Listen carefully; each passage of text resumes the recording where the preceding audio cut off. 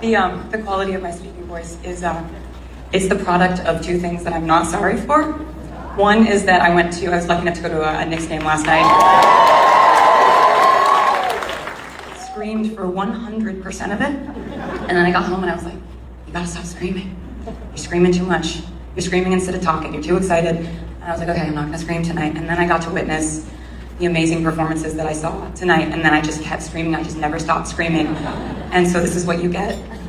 And again, I make no apologies for that. I've had a blast. Tonight has been amazing.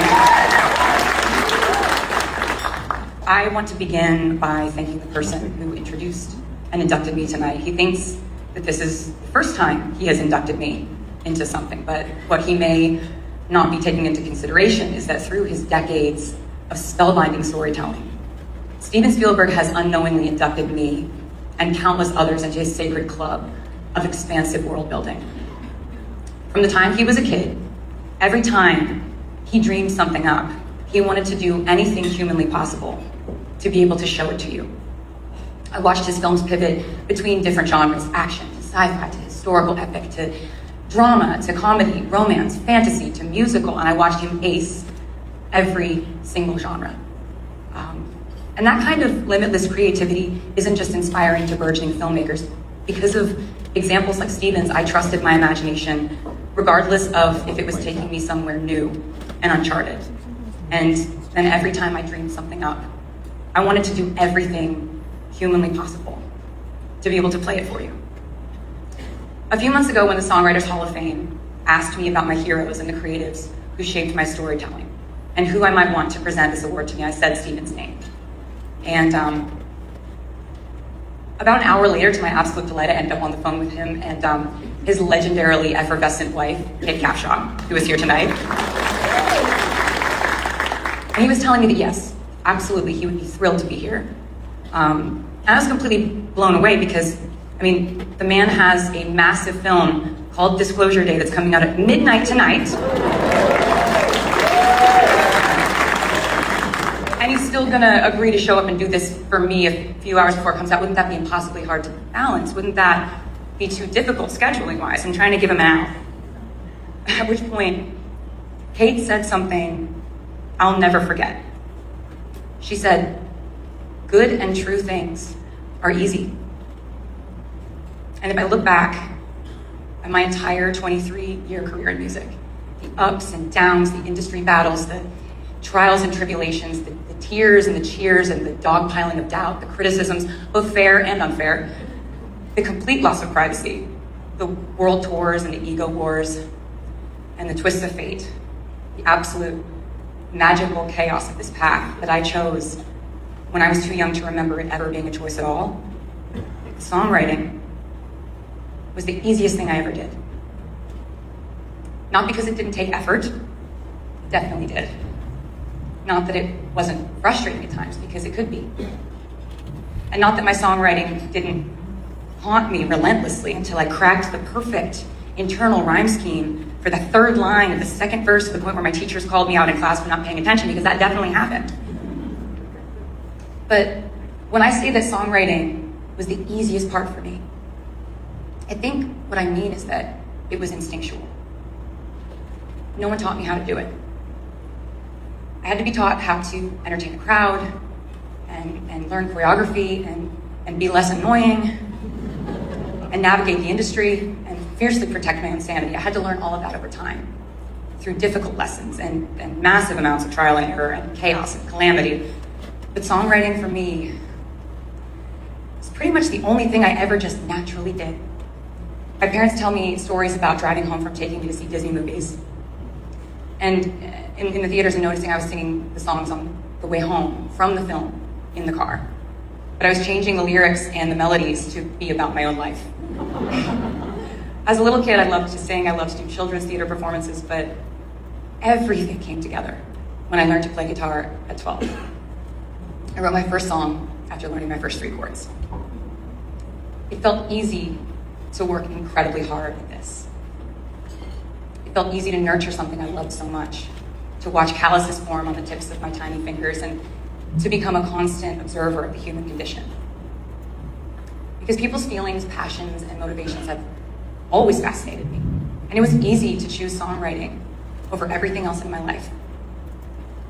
But it couldn't have been easy for my parents and my brother, I'm good, to just pick up and move our entire family from Pennsylvania to relocate to Nashville so that I could hone my craft in the songwriting capital of the world. But after it became obvious that this was not even remotely a temporary phase their tween daughter was going through, they uprooted their entire lives to move me to Music City. And even though words are supposed to kind of be my thing, I will never be able to express my gratitude to you guys for doing that for me. You're the reason I'm here today.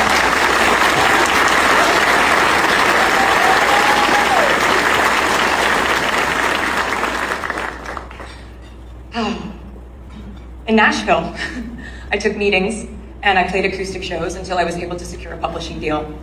I got signed when I was 14. Oh, thanks. And I got the chance to work with incredibly wise and experienced co-writers. People like Liz Rose, Troy Burgess, Hillary Lindsay, Robert Ellis Orrell, Angelo, the Warren brothers, and the late but so very loved Brett James.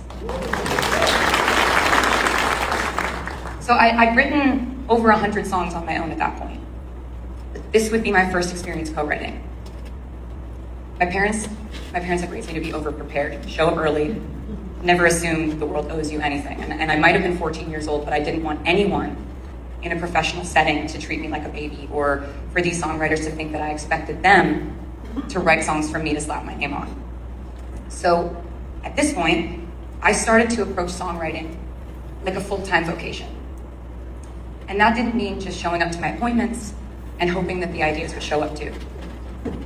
It meant spending nearly all of my free time writing ideas in preparation for my writing sessions, and then stopping myself at a certain point to allow my co-writers to later weigh in.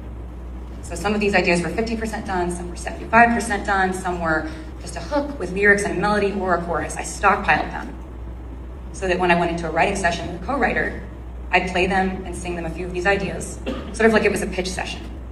And whichever idea they liked the best was the one that we would finish together.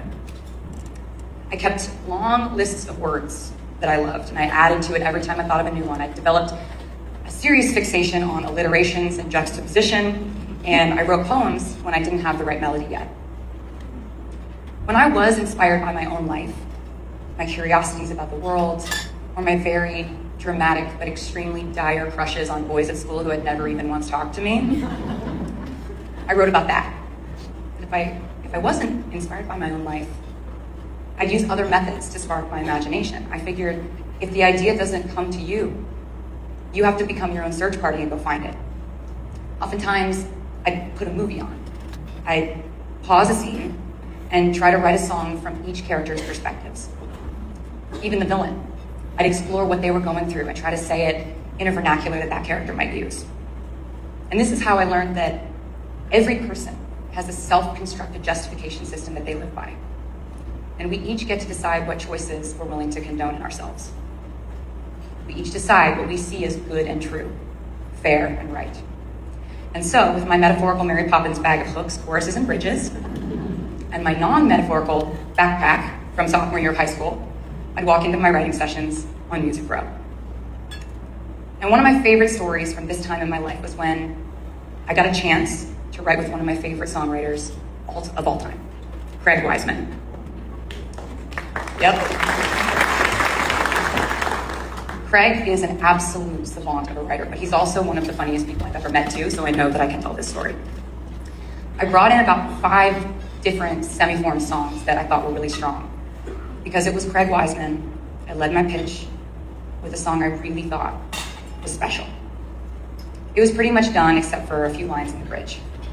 So filled with nervous anticipation, I played it on guitar and sang it for him.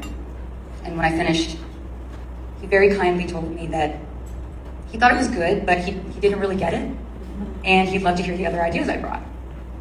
A few songs later, we landed on one that resonated better with him, and we had a fantastic writing session. It turns out, you really can and should meet some of your heroes. But years later, we still look back on that session and we laugh about that first idea. that I played for him. I had ended up going home and finishing the song on my own later that night. It was called Love Story.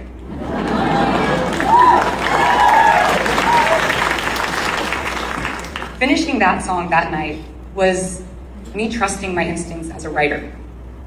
Regardless of any feedback or information I had about what other people's take on it might be.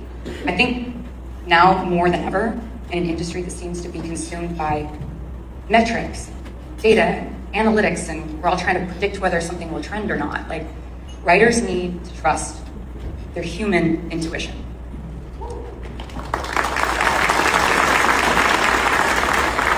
And I think the thousands of hours I've spent lovingly working at this craft have taught me to really be able to identify the ideas that jump out at me and sparkle and linger, the ones that matter to me the most. I have to say thank you to Somber for that perfect performance.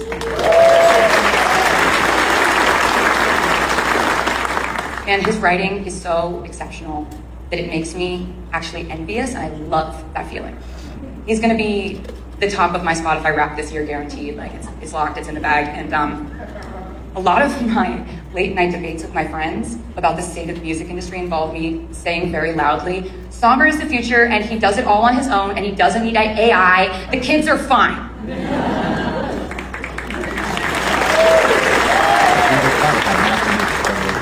And so obviously Shane is a very well-adjusted person, an artist, and doesn't need any of my advice at all. There are so many incredible writers who I love who have come into their own recently, and if I had advice for young artists, though, who should perhaps be interested in it, I would say that you really have to prioritize what you love down to your very core. Because you'll need that if your song ever gets heard by the public, or the critics, or the haters posing as critics, or the people who are chronically online, or the robots posing as people who are chronically online. Songwriters have a real balancing act that they have to conduct every day, because inherently, we're supposed to let it all in, feel deeply and sensitive to the point of near delusion, and then reflect those feelings and delusions back to the world in the form of a 3.5-minute sonic landscape, or a bop, or a folktale, or a battle cry, or a 10-minute coming-of-age song about a scarf.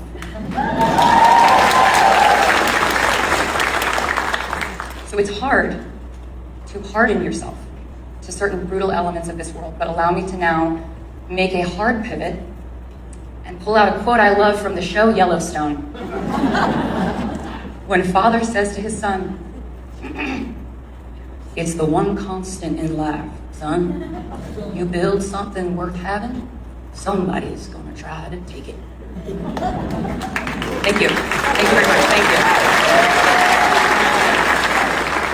you. So John Dutton was talking about a ranch, but I'm using this quote to refer to your self-worth, your peace of mind, and your singular vision as a creator. Positive feedback and people loving what you wrote feels incredible, and I hope you get lots of it. But you need to be ready to receive negative feedback, whether you seek it out or not. It's no longer a shock that this is how things work, but somehow it feels like I have this conversation with a young writer every other week. If you make anything awesome, someone out there is bad at saying horrible things about it, or twist what you meant into something completely unrecognizable to you. What I hope you discover is this: you can be sensitive, but also durable. And you can accept that feedback and skepticism and criticism are inevitable. You can take what's useful or constructive from that information and leave out what's simply damaging to your creativity. No one does or should make art that appeals to everyone, everywhere, all the time. My favorite art is detailed and singular in its voice. Therefore, it can't be digested and metabolized by everyone who experiences it in the same way. I'm very frequently told by people how they feel about my music, that they never really got my music until they got their heart broken, or started driving their daughter to school every day, or until I made an alternative album in the pandemic called Folklore, or that they only like the hits, or that they only like the ones that weren't hits, or that they don't like any of it at all. But it doesn't feel uncomfortable for me to get feedback of all sorts because I know where I stand regarding the work I've made. As writers, we can only hope to meet people where they are in their lives. But you can't ever orchestrate or force the encounter. You just have to hope that in some exquisite happenstance you bump into them on the same path at the same time. That somehow, amidst the noise of life, a line we wrote or a melody that we crafted cuts through, and they hear it, they feel something. That they get chills or feel lighter or think of someone they love. Our goal is to elicit that glint of recognition in another human being because something that felt good and true to us feels good and true to them at the same time. And in that moment, when someone blurts out, "I love this song," it was easy. Before I go, there's so many people who helped me get to this podium, who vouched for my writing and cared about my perspective before anyone cared about my name. And then the fans came along, and they wanted to hear my stories, my prose, my hooks, my heartache, and nothing delights and surprises me more than the fact that 20 years after my first song came out, they still want to read the next chapter. Nothing makes me happier than when someone tells me that they used to listen to my music with their parent, and now decades later, they listen to it with their own child. I'm good. Or that they listen to it with their best friend, or when a couple tells me that Love Story is their song. Or somebody does like a cute little dance to the Fate of Ophelia, or I hear people in different countries singing Opalite in their own accents, or someone tells me that the song Enchanted gets their baby to stop crying. I'm humbled by the ways that fans have immortalized my songs in their own individual ways, allowing them to be the underscore of some of their real-life expeditions on this earth, the magnificent moments as important to me as the seemingly mundane.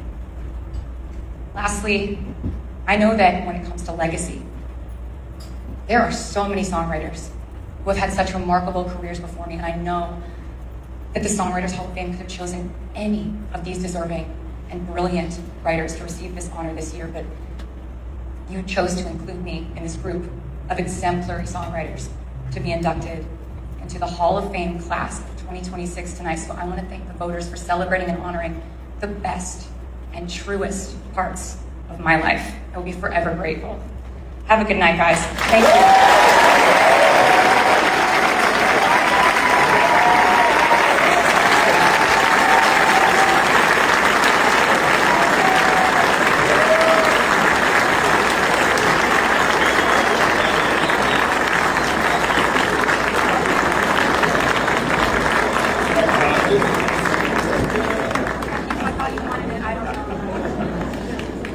Hey everybody, hasn't this been an